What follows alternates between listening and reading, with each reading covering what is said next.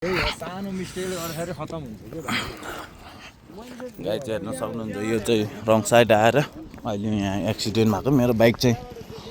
तलतिर पुगेको छ यहाँ आएर सब भाँचिएको बाइकमा धेरै नोक्सान भएको छ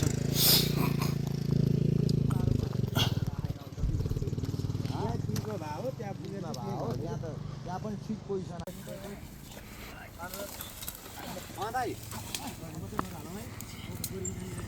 निकाले भर्खरै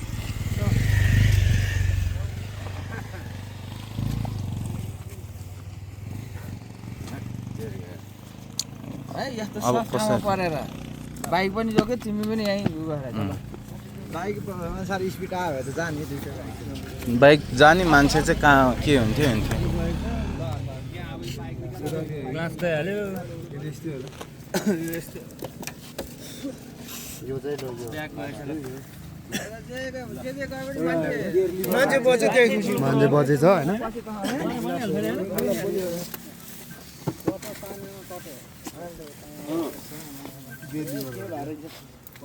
तिमीलाई चोट तिमी पनि यता तल बाइक तल पुगेर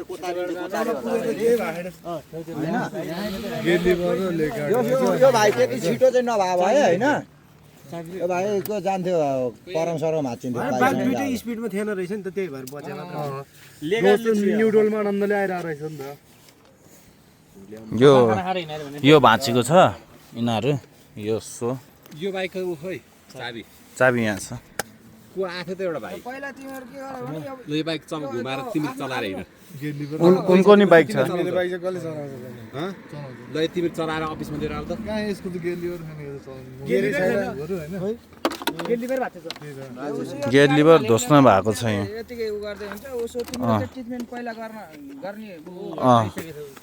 त्यसैको भाइ चाहिँ लिएर जान्छ अहिले बाइक लिएर खाँदा उले नि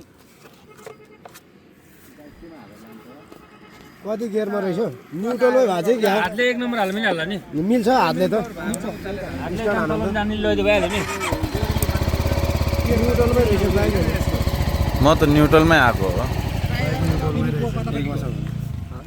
गियरमा खाला अहिले चाहिँ गियर लाग्यो गियर लिभर यो उ भएको मेरो एकजना चलाउन दुईजना